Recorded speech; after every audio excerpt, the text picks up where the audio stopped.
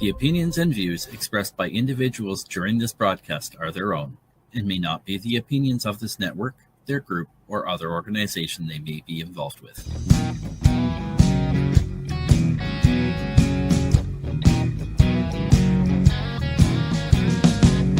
I'm looking at myself, reflections of my mind. It's just the kind of day to leave myself behind. So gently swaying through the fairyland of love. If you'll just come with me, you'll see the beauty of Tuesday evening news. Tuesday evening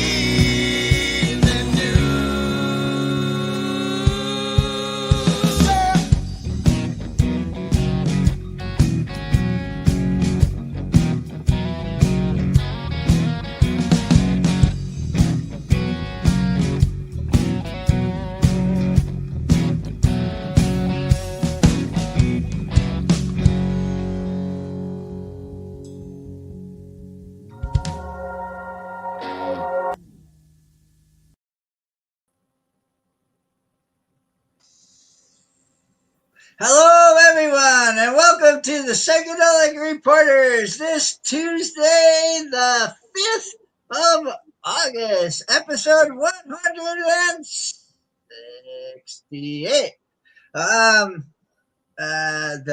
Here on Non-OK Network, the video news podcast. Oh, that dab had me on like all high pitch. Focused on psychedelic medicine being reported in mainstream media. Shout out to the Dead Ringer guys in from Kirkland Lake, Ontario, for the awesome intro track originally recorded by the Moody Blues with some customized changes for our show. I am joined by my amazing joint host, Tara Simpson, along with the one and only Buffalo Darius, who has chosen all of our stories for us. Hello, Tara. Well, hello, hobbies, and hello, everyone. I'd like to take a minute to introduce Bufo. He's our Sonoran desert toad, or Colorado mud toad. Did you know he emits DMT from his skin? And while that sounds like fun, park rangers would like to remind everyone, please don't lick that toad. Don't lick that toad. So we cover a lot of psychedelics from across the world, and I'm quite proud of that. And our first article jumps all the way over to Euronews.com, and it states Germany to allow some depressed patients to try psilocybin amid psychedelic medicine boom. And this is written by Gabriella Galvin. Awesome. That's really interesting that Germany has decided to jump on board with this. The decision will allow patients with treatment-resistant depression to continue psilocybin therapy in strictly controlled settings. Germany's medicine regulator will allow certain patients with treatment-resistant depression to try psilocybin therapy, a major shift as psychedelics inch closer to mainstream medicine. It is the first time in the European Union that psilocybin, the hallucinogenic compound in magic mushrooms, will be made available through a compassionate use scheme in which patients with serious or life-threatening illnesses can get access to the drug that has not yet been approved. In Germany, psilocybin will only be prescribed in justified exceptional cases, according to the Central Institute of Mental Health, which asks regulators to greenlight the program. This is an enormous important step that expands our scope of action, said Dr. Gerard Grunder, head of CIMH's molecular neuroimaging department. said in a statement, in some cases, psilocybin therapy can be a medically and ethically justifiable option provided is carried out under strictly controlled conditions and careful medical supervision, Grunder added. Depression is a common mental health problem, but approximately 20% to 30% of people with depression do not respond to standard treatments, CIMH said. Studies have shown that psilocybin could be a promising alternative for these patients. The drug is thought to foster connections between different regions of the brain, helping people let go of excess self-focus and rumination, according to the scientists from the United Kingdom and the United States. But skeptics have been warned that studies on psychedelic drugs can be hard to replicate. Growing interest in psychedelics. The decision from Germany's Federal Institute for Drugs and Medical Devices reflects growing interest in psychedelic therapies, including psilocybin and MDMA, as a treatment for mental health issues such as depression, anxiety, addiction, and post-traumatic stress disorder. Earlier this month, the Czech Republic legalized the medical use of psilocybin for conditions such as depression. Meanwhile, the first EU-funded trial on psychedelic medicines launched last year to test whether psilocybin can alleviate anxiety and depression among patients with progressive disease, such as multiple sclerosis and amyotrophic lateral sclerosis. Other clinical trials are underway in Europe, including in Germany, though full approval for psilocybin is not expected in Germany for several years. In the meantime, the Psychedelic Access and Research European Alliance, PARIA, a nonprofit advocacy group, said compassionate use programs can complement a clinical trials by offering real-world data on treatments and ensuring they are available for patients who cannot wait for full approval. You want to read the last paragraph? Sure. CIMH expects that many patients will be interested in Germany's limited access scheme. Experience from Switzerland shows that demand far exceeds the available supply, Grunder said. We must therefore continue to work on bringing psychedelics such as psilocybin into standard care for treatment of mental illness, he added. I like that. That's nice. It's Germany. Germany's like gonna start. I mean, that's pretty cool. I mean, it's how many raves and yeah. Seeing this happen in different countries is making me hopeful that we'll soon see some changes here in Canada. We do have a special access program, but it's garbage. It's garbage.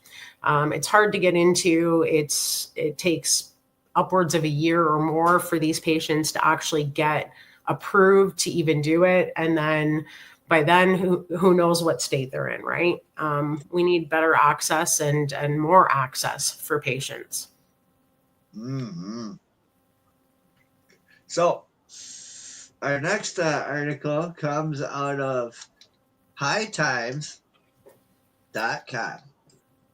And shout out to Rob being the new owners on that. Holy fuck. But anyways, psychedelics and placebos, rethinking science's gold standard. Can placebos truly work in psychedelic therapy? Researchers' new concerns and fresh ideas for how future trials could be designed. And this is by Marion Benini. Yeah, for decades, one of the most standardized practices in medicine, medical and scientific research has been the use of placebos. No, we're not talking about the 2000s alternative rock band. We're talking about a method that, despite its admitted flaws, has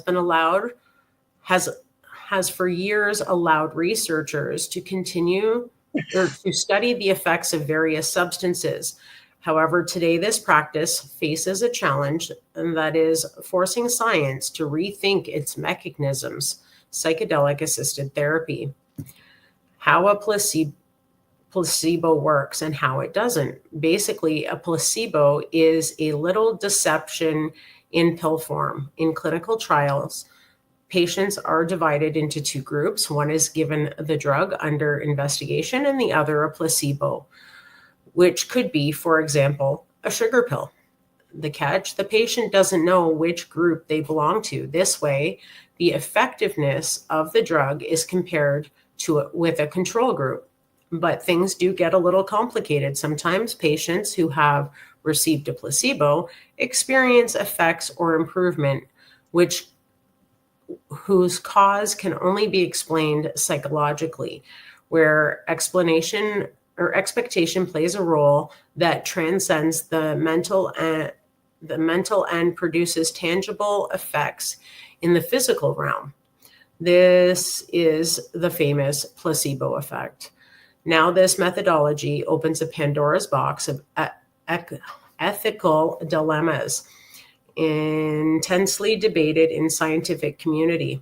Is it right to deceive patients this way when they may be expecting to receive a potentially life-saving medicine? Are patients' autonomy rights, and not to mention their safety, being ignored? Does this practice damage trust in medicine as an institution? All of these questions have been circulating in academic circles for years, extending beyond the field of traditional medicine to become relevant in the field of psychedelics. Clinical research with these substances tends to follow the same format as studies of traditional drugs, including randomized placebo trials. If you're familiar with psychedelics, you'll automatically understand the problem. One of the basic characteristics of psychedelic substance is their powerful impact on perception.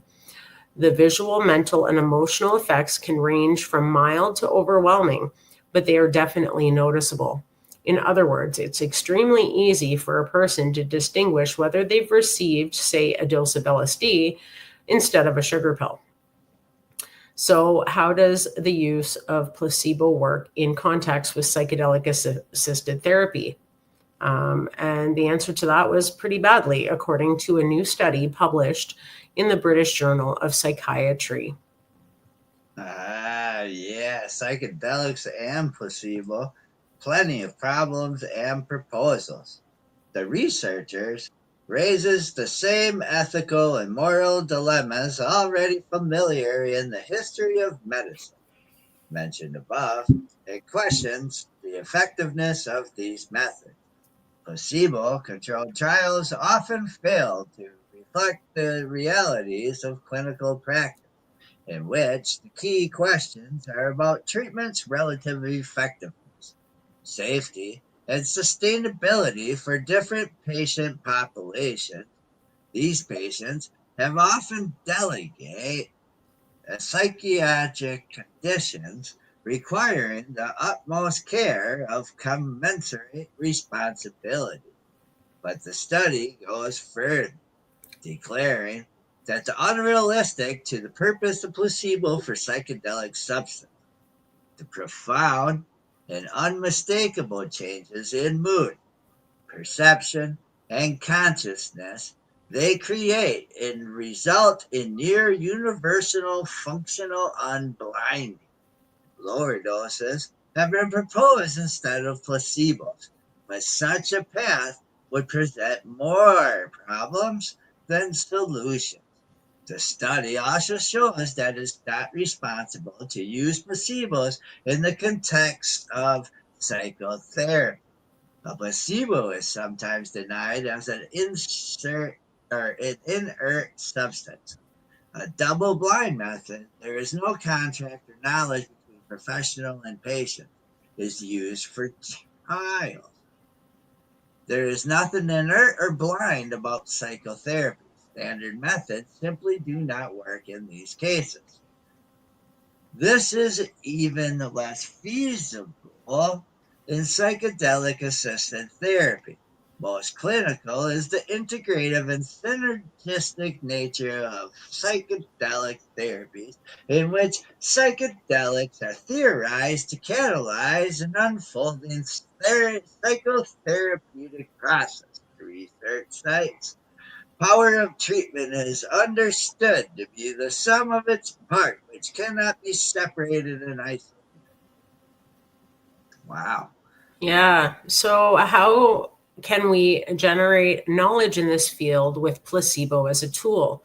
For the professionals in this study, it's not possible, and we should stop insisting. How do we move forward then? Fortunately, the research does not limit itself to criticizing the existing method, but rather adds proposal for its improvement. The study proposes prioritizing clinically relevant data that addresses real-world needs while maintaining a high degree of scientific rigor. That is studying the effects of psychotherapy directly without comparing them to a placebo group. Instead, historical data can be included to complement or directly replace the control group using benchmark studies to establish treatment compared to outcome. The use of adaptive trials is also proposed, allowing for modifications on the basis of interim data to improve efficacy and personalization. Plainly speaking, we may make the path as we go. Likewise, emphasis is placed on interdisciplinary articulation with other methodologies such as statistics, epidemiology, computer science, behavioral science, and public policy. On the other hand, the researchers propose leveraging expectations instead of ignoring them, or considering it an error instead of reframing it as another valid variable. The default faith in placebo group is a doomed attempt to reduce a complex treatment and mislabel that reduction as rigor. The study concluded bluntly, chaining the future of complex treatments to traditional placebo controlled trials will not only lead to irrelevant information, but it will also impede the application of methodological rigor required to determine whether these interventions are safe and effective enough for therapeutic application. Thus, these professionals call on the scientific community to innovate instead of continuing to try and make one piece fit when clearly the solution lies elsewhere. And I would agree because, it's a pretty old school process, right? And we're really not doing it any justice. Mm-mm. No, I agree. I mean, and even as a psychologist, I mean,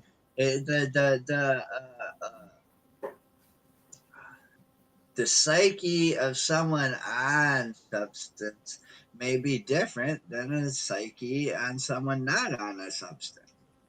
Right. And you're always going to have, no matter what the substance is, you're going to have a placebo group that receives a placebo that thinks it worked for them.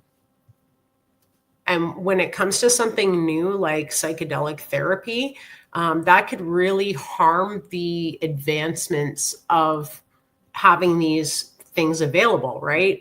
Because if they say, oh, well, look at these placebos, they all felt effects and they didn't even get any. Well, why do they need this? They can just follow this group, right?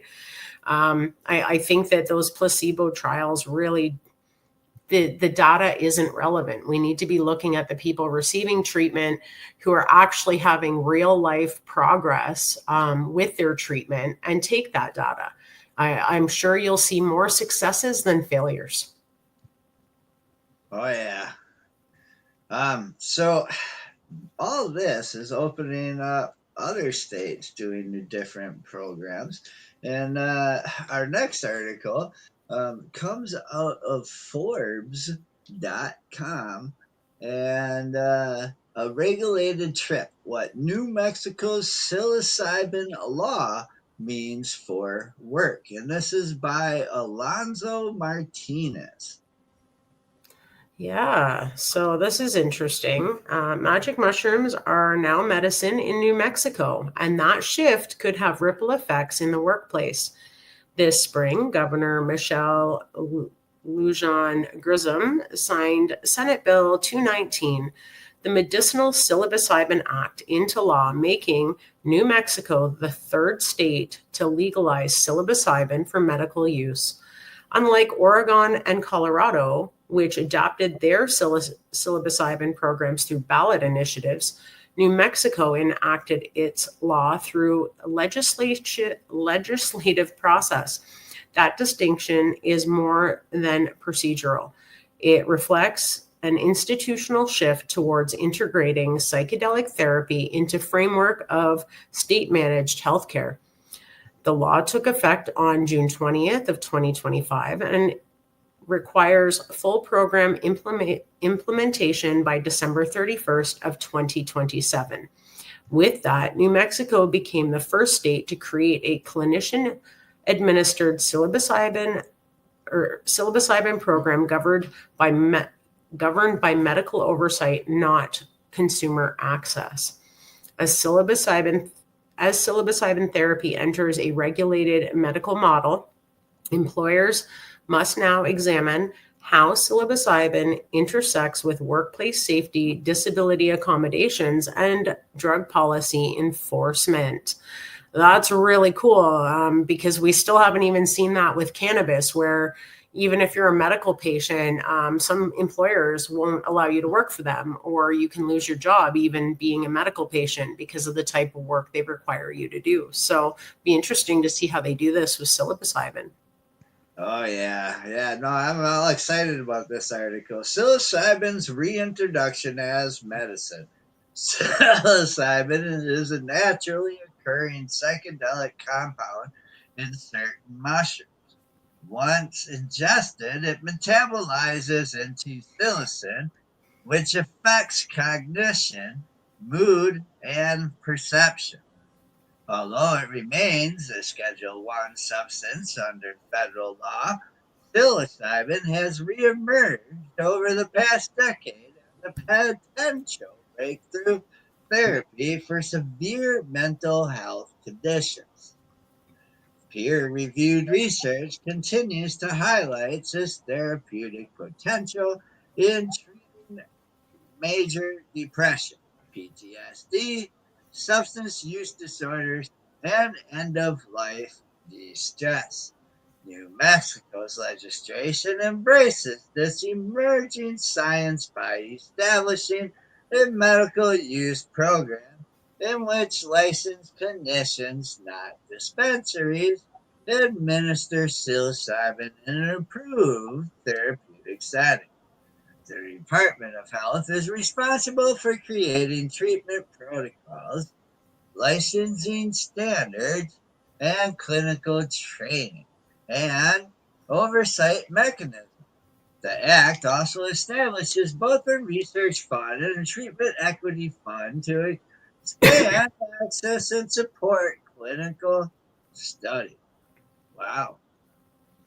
Yeah. Psychedelic wellness expert Cesar Marin sees the program as a reflection of how far public understanding has evolved. We're not talking about the freewheeling psychedelic trips of the 60s anymore, Marin said. We're seeing most states consider or enact some sort of psychedelic policy reform, and that momentum helps people feel more comfortable with the intentional therapeutic use of psilocybin. Qualifying conditions are narrowly defined to include treatment-resistant depression, post-traumatic stress disorder, substance use disorder, and terminal illness. All treatment must occur in controlled environments with preparatory and integration sessions surrounding the administration of psilocybin. Psilocybin and psilocin are removed from the state's list of Schedule I controlled substances when used in accordance with the law, and services provided under the Act are exempt from New Mexico's gross receipt tax. legal protections without workplace requirements. The Medical Psilocybin Act offers strong protections for individuals operating within its boundaries. Licensed clinicians, producers, and qualified patients cannot be prosecuted under state law, and individuals on probation or awaiting trial may participate in treatment without jeopardizing their legal status. However, the Act stops short of granting any employment-based rights. It does not require employers to accommodate psilocybin use, nor does it prevent adverse action based on lawful participation in the program. That omission is deliberate and significant. While patients may legally participate in psilocybin-assisted therapy under state law, the federal classification of psilocybin as a Schedule I substance remains unchanged. And unlike medical cannabis laws in some states, New Mexico's psilocybin law provides no employment protections, no retaliation standard, no accommodation framework. Still, employers should not assume the workplace will remain untouched. And see, that's what we're talking about. Like, great, you're allowed to use it medically, that's okay. But if your employer finds out, you could lose your job and we're not going to help you. Well, you let everyone go to work on pain pills and all sorts of other pharmaceuticals, and they don't lose their job. So why should this be any different? Right. If it's prescribed, it's prescribed. It's been medically prescribed for medical use. Well, and as an employer, I'm sure it too. A new compliance. It's a challenge for employers. It says New Mexico legalizing medical psilocybin is a huge step forward, bringing these treatments out of the shadows and into mainstream medicine, says Marin. When folks see local leaders endorsing these programs, it lowers the fear factor and makes it easier for someone who's curious to explore them. That shift in perception could soon reach the workplace. Employers may begin receiving accommodation requests from individuals participating in medically supervised psilocybin therapy for conditions like PTSD, treatment-resistant depression, or substance use disorder. And while psilocybin remains a federally controlled substance, the conditions it treats are often considered disabilities under the Americans with Disabilities Act. That means employers have a legal obligation to engage in the interactive process when an employee discloses a disability and requests accommodation, even if the employee's treatment involves a Schedule I substance like psilocybin. The ADA does not require employers to accommodate federally legal drug use, but it does require them to consider accommodations related to the underlying condition. Employers are not obligated to tolerate on-the-job impairment or safety violations. Still, if an employer reports off-duty participation in a licensed psilocybin program tied to a recognized condition, a flat denial without further inquiry could invite scrutiny under disability discrimination laws. Yeah, so testing versus impairment, where policy meets practicality. Psilocybin presents unique challenges when it comes to a workplace drug testing. Unlike THC, opioids, psilocin, the active compound after ingestion, is not included in most standard employment drug panels. This means employers may be flying blind when it comes to detecting recent psilocybin use unless they specifically request an extended panel. A person can be actively hallucinating due to psilocybin use and still pass a standard workplace drug test, said Dr. Todd Simo, Chief Medical Officer at HireRight. Psilocin, the active compound, doesn't show up in most drug panels unless the employer specifically includes it. And that's why training managers to recognize signs of impairment and providing clear paths to escalate reasonable suspicion are more effective strategies. For employers specifically concerned, developing a reasonable suspicion panel that includes psilocybin and disclosing it to employees in advance can also help mitigate misuse.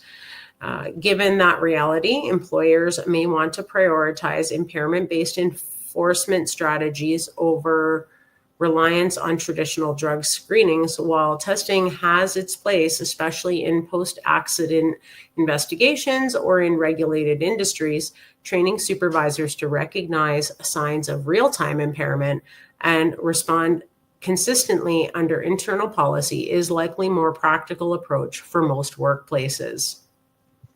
Preparing for disclosure and dialogue. Employers should take this opportunity to review and, where necessary, revise internal policies addressing drug and alcohol use, workplace impairment, and reasonable accommodations. Clarity around off-duty substance use and on-duty expectations will be essential. HR teams should ensure that accommodation request procedures are equipped to handling emerging treatment disclosures, particularly where mental health conditions are involved. Equally important is creating an environment in which employees feel safe discussing mental health. Psilocybin's path to medical legitimacy mirrors in many ways the evolution of medical cannabis and broader mental health parity. For employers, staying ahead of these developments will require not only legal awareness, but organizational empathy.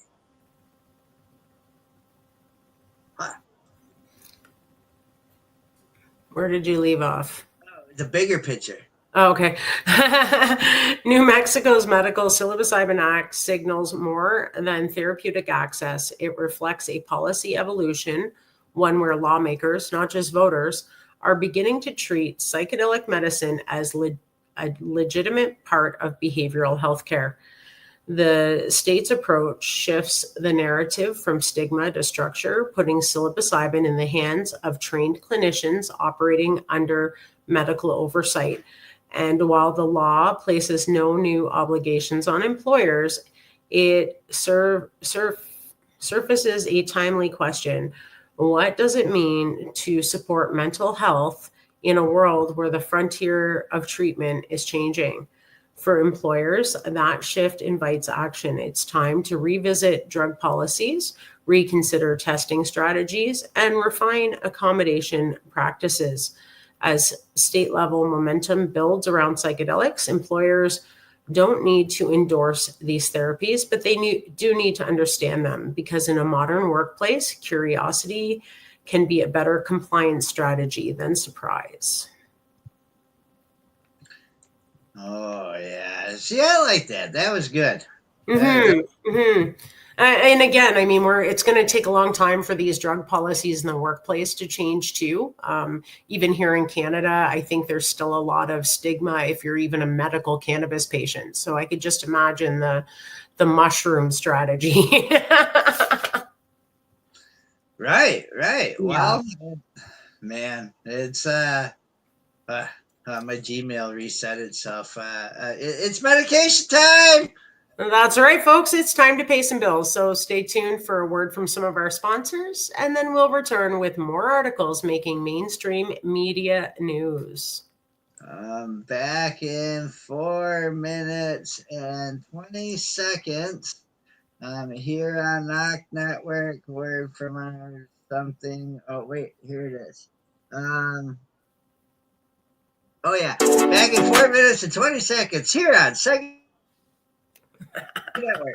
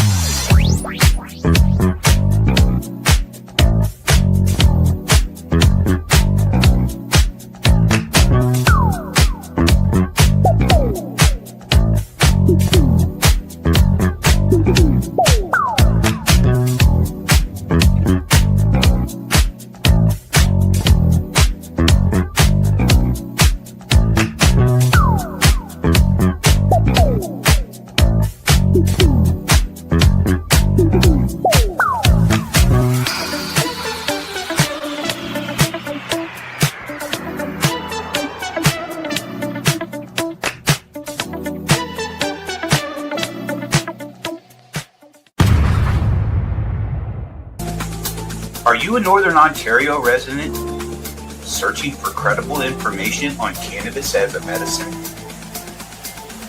No Sir is here to help. Established in 2013, Northern Ontario Cannabis Education and Resources is here for you. No Sir Director Kim Cooper brings you 45 plus years experience utilizing cannabis as a medicine, and she is spreading that education across the North.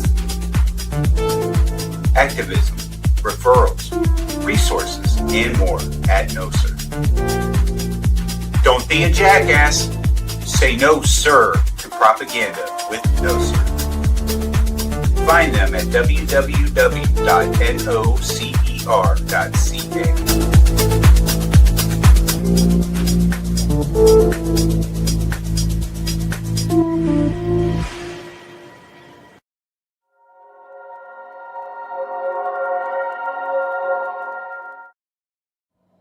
Hey, hi, my name is John Mark, aka Sublimator Warrior, and I would like to welcome you to Smoke Signal in Tyendinaga.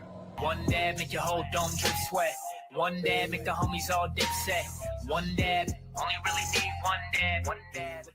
Smoke Signal is a medical dispensary where you can get all your products and needs. Vaping a whole bunch. Might just start laying up the blunts. God. Ooey, ooey, gooey, that's a sticky dab. Sticky dab. Might just have to put this one on Instagram. Go and hold it in, feel it in your ribs. So come and check us out in Tyendinaga. 55 Highway 49 in Tyendinaga. It's on the res, and we're open from 10 a.m. to 8 p.m. 7 days a week.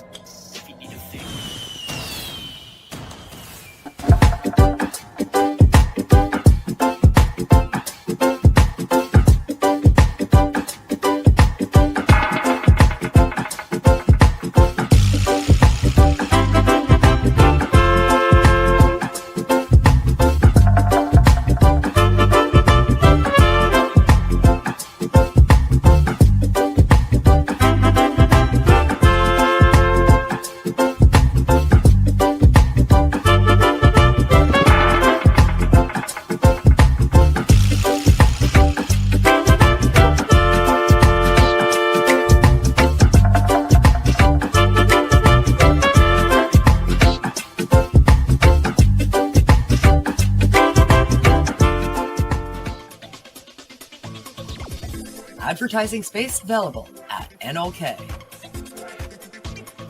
Contact us for a rate sheet at knocknetwork.com. Dudes and dudettes, enjoy the show, man. And we're back from our medication session live here on Psychedelic Reporters on NOK Network. We have another set of stories coming at you from the realm of psychedelic medicine. So let's get at it. Where's that? Our next story comes out of biopharmamedive.com, and it states, in rumored Abbeville deal, Wall Street sees momentum for psychedelics M&A. The potentially billion-dollar acquisition of Gilgamesh Pharmaceuticals suggests Big Pharma may finally be willing to place significant bets on psychedelic research. And this is written by Jacob Bell.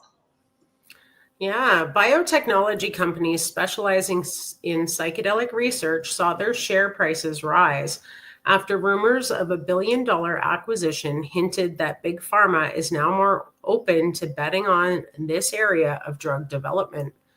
Bloomberg News reported early Tuesday that AbbVie is in talks to buy privately held Gilgamesh Pharmaceuticals. If agreed to, the deal would hand AbbVie a small slate of experimental therapies for depression, anxiety, and mental health conditions. Gilgamesh most advanced drug, code named GM2505, works by latching on to a brain protein known to interact with psychedelics like LSD and psilocybin. Gilgamesh's possible takeover appears to have buoyed investors' confidence in psychedelic companies. Shares of Sibin, Mind Medicine, and GH Research are retrospectively advancing their own versions of psilocybin, LSD, and a psychoactive compound found in certain plants and toads were up about 3% to 5% by mid-morning Tuesday. Two other biotechs, Atai Life Sciences and Compass Pathways, have gained more than 10% through Compass's later dwindled.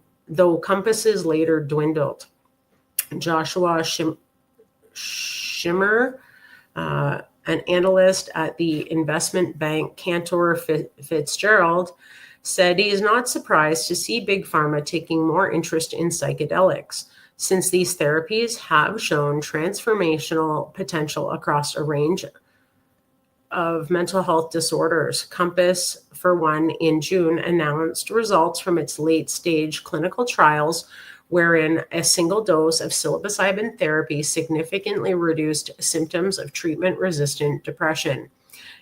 Gilgamesh also recently disclosed positive results from a study of GM2505, which, according to the company, was able to quickly, effectively, and durably treat the most common form of depression. This is one of the most important waves of innovation we're seeing today in biotech, Schrimmer said.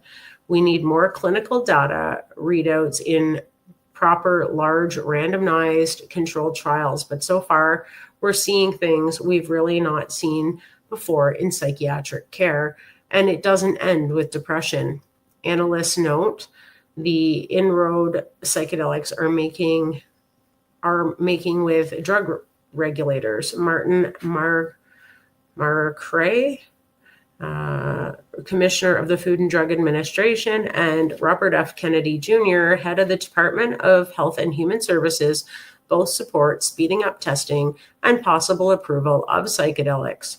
The FDA, under former President Joe Biden, also issued guidance in 2023 for psychedelic drug developers. Yeah, the macro backdrop continues to improve, wrote Jefferies analyst Andrew Tsai in a note for two clients. Tsai added that Gilgamesh purchase, should it happen under the alleged terms, would be larger than previous deals for these kinds of assets. That could help assure Wall Street that psychedelics are an investable space. Additionally, concerns raised by last year's claim-out one of the field's leading players, Lycos Therapeutics, have since eased. Analysts now see the problem that company encountered in its attempt to win approval of MDMA-assisted psychotherapy as unique. While those tailwinds can help catalyze bigger ticket acquisitions, there are no reasons to believe such deals won't come easily. For instance, many of the deepest pocketed drug firms have found neuroscience too risky and backed away from it over the years. That aversion, if it persists, could help keep the pool of potential buyers narrow. Psychedelic developers may not be so keen to come to the negotiable table, especially since medium-sized companies like intracellular therapies, Axum Therapeutics, and Acadia Pharmaceuticals have demonstrated that brain drugs can be successfully commercialized without big pharma resources. Many of the current crop of psychedelic biotechs have very strong management teams with considerable experience selling medicines. Shimmer said, I don't see why you need a large pharma company to get this done. Abir Nath, CEO of Compass, told Pharma Drive this week, Pharma Dive this week that his team isn't designing the company to be sold. The focus rather is getting Compass psilocybin therapy through the final stages of testing and onto the market. Wow. Yeah, it's very exciting to see the resurgence of interest in psychiatry in general, but from big pharma and so on, he said, but we can expect to be bought or partnered like any board. If someone comes knocking at the right point, we'll have discussion. Nath said, the door is not closed. AbbVie has been more active than many of its peers in inking deals that revolve around the brain. In late 2023, the company agreed to spend almost $9 billion to take control of Cerevel Therapeutics and a once promising schizophrenia therapy. Since then, it's dropped $1.4 billion on a Johnson & Johnson-backed startup build around a type of brain drug technology. And then a couple months ago, it took out a $355 million stake in a biotech company developing genetic medicines for neurological disorders, among other diseases. Gilgamesh Acquisitions would further diversify the company's neuroscience research while thrusting it into a field few other large pharmaceutical firms have felt comfortable dedicating significant resources to. J&J is the main exception here. It already sells Spravato, a form of ketamine that's used to treat depression, and last year generated more than $1 billion. J&J also this spring closed a $15 billion purchase of Intracellular, providing access to a lucrative mind-stabilizing drug called Capitia, as well as a series of experimental non-hallucinogenic psychedelics. Analysts at RBC Capital Markets, in a report published last week, argued the psychedelic space is approaching a tipping point as late-stage readouts near, and Spravato gets back on track to deliver $2 billion in yearly sales. Spravato has increasingly validated the market, according to the report. Gavin Clark-Gartner, an analyst at Evercore ISI, agrees that Spravato's story has been a major force towards de-risking psychedelic drug research. However, he cautions that biotech coming up in the space will likely have to build upon the commercial infrastructure J&J has laid. It's not necessarily flipping a switch and a one-for-one translation from Spravato to a lot of these other therapies, he said. Man, how cool is that, eh? Things are happening. Yeah, that's pretty awesome. And what happens if Big Pharma gets in it? I mean, does it make everything more expensive and fucked up? Or do they help back up the insurance plausibility so insurance pays for psychotherapy? I mean, it may change what we do. It's hard to say because, like we know, I mean, Big Pharma is about Big Pharma. They're not really about the actual patients. It's about dollar signs. They've discontinued medications that very few people are on, but were being treated for rare conditions with, you know what I mean? Because they weren't making enough money off of it.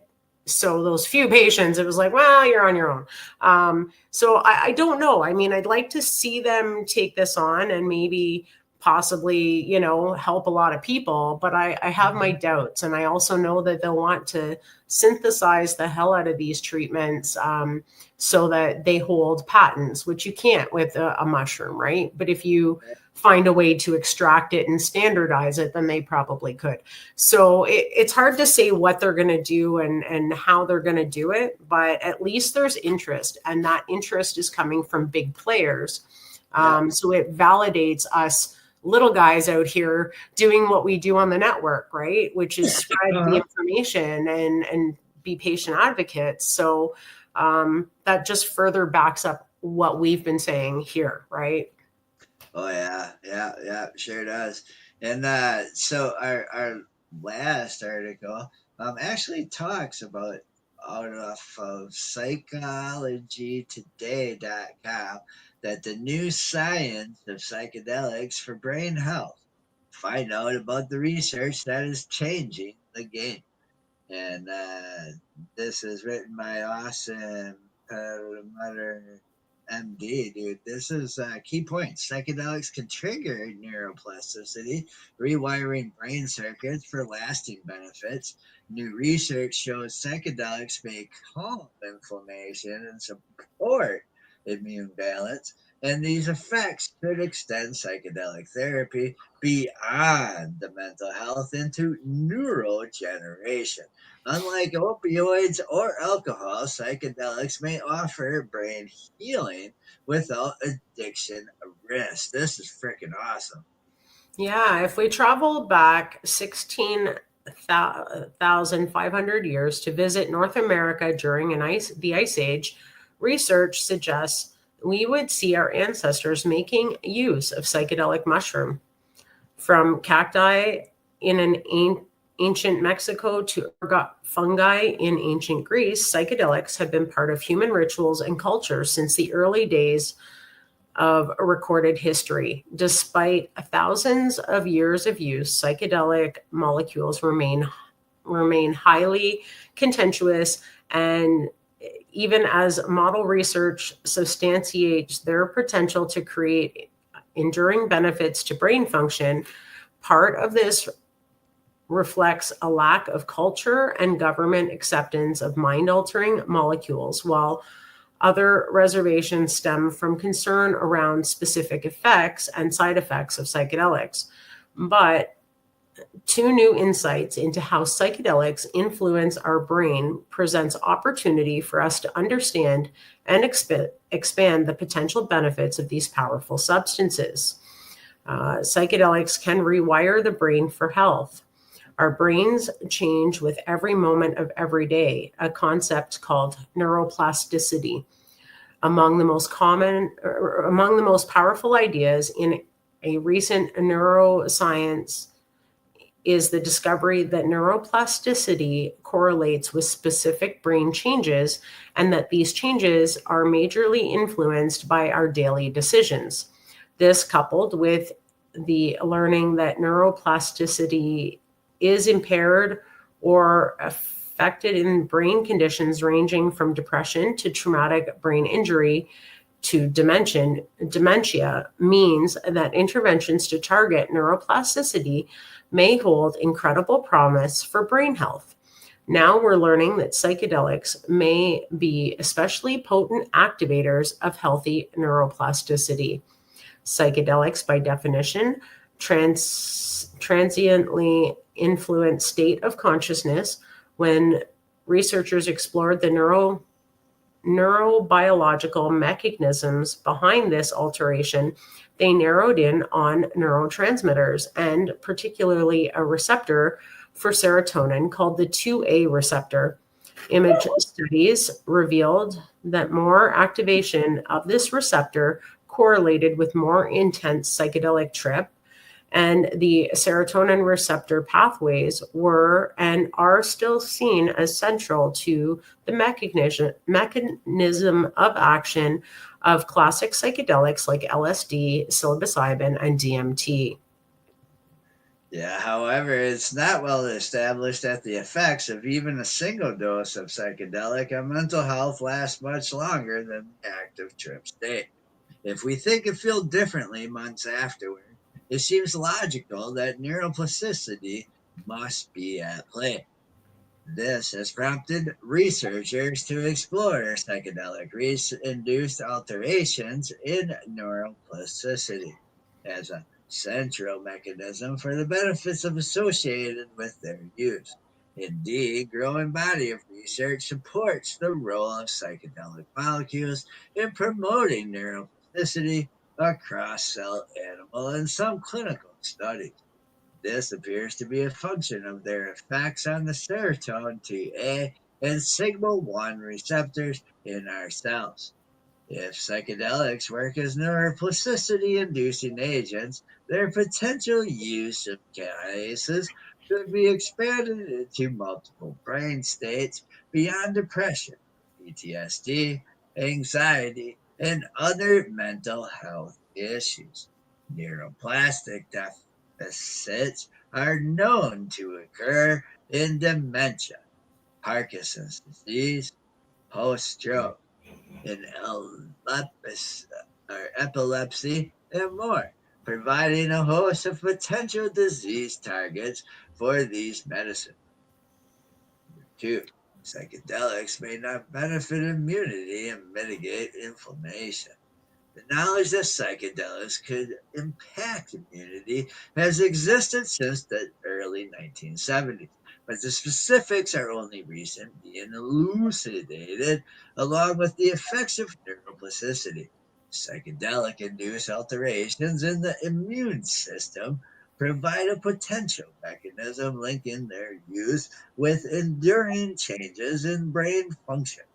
This stems with the growing knowledge that the brain is dramatically influenced by the moment to moment and chronic changes in immunity, with implications for cognition, mental state, and behavior. Wow. Yeah, psychedelic action on both serotonin and sigma 1 receptors is proposed to lead to a cascade of immune events that may have local and systematic effects, with immune alterations undergirding conditions like autoimmunity, including brain autoimmune diseases like MS and lupus, as well as dementia, depression, post-traumatic stress disorder, brain fog, and more. The psychedelic immune link is of major significance. One of the most important pieces of the immunity conversation as it relates to brain health concerns inflammation. A revved up state of immune activation that can have major negative effects when left unchecked. While there is some inconsistency, a growing body of research supports the idea that psychedelics may help keep inflammation in check. In cell data, classic psychedelics like DMT and LSD have been found to block inflammation, while psilocybin use led to a rapid and persistent drops in inflammatory markers in healthy volunteers. And that's interesting because as someone who uses both psilocybin and LSD medicinally for my own reasons, I have inflammation that has actually been significantly less. Something that I found as a fluke. I was taking it for mood and found it helped my pain and helped reduce my migraines. And the LSD helps take those last few breakthrough migraines and kick them in the ass. So it's just very, very interesting that this is all coming out in this information now, right? It makes some sense. Yeah. Oh yeah. Yeah, yeah. And why does it make sense? What is the significance of this work? One of the biggest historical challenges to seeing psychedelics in a positive light is their association with recreational drug use and mind altering states that accompany their consumption.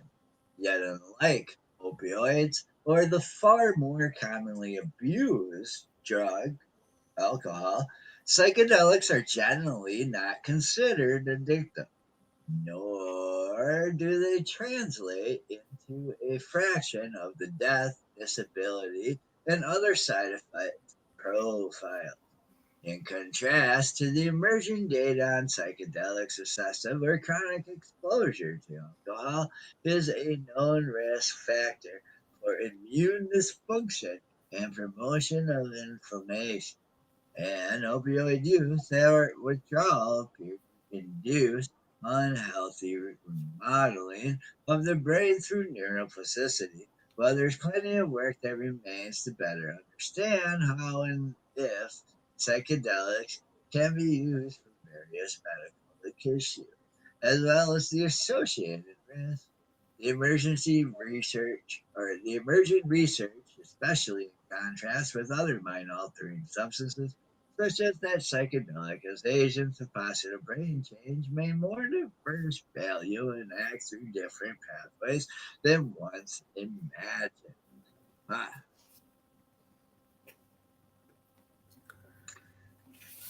how cool is that, eh?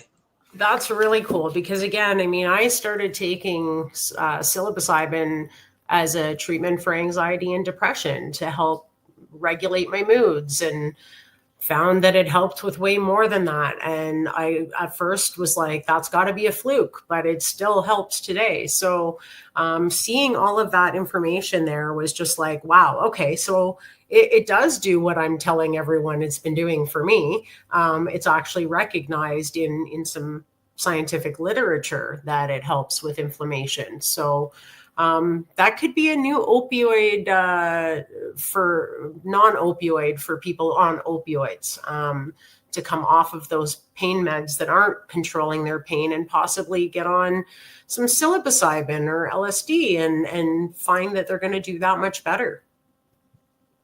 Right. Well, and that's the mental man. It's hard to explain the body, and this is why I don't like the rat things, because the mind, and the healing of what a person is willing to accept as treatment and heal, like a lot of that plays, and it's argumentable. Do they have the same cognitive thinking to be able to implement all this together, because all this is intertwined?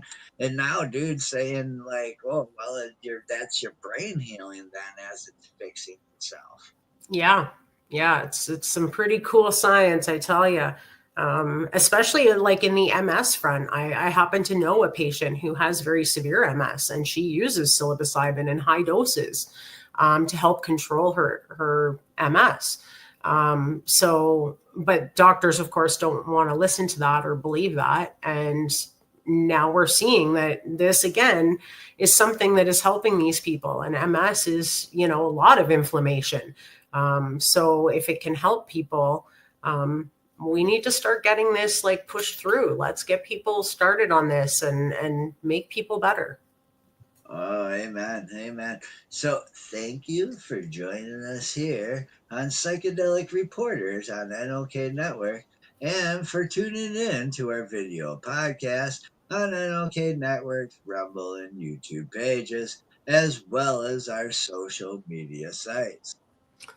We hope you've enjoyed your update today on mainstream media coverage of psychedelic medicine advancements from around the globe. Many thanks to our sponsors and to my joint host, Tara Simpson, and to Booful of Various for making this show possible, and to Kim Cooper in the back smoking dabs while we were working, and to you, our listeners, for joining each week on Psychedelic Tuesday. Let's hear from Dead Ringer again from Kirkland Lake on our way out. Night!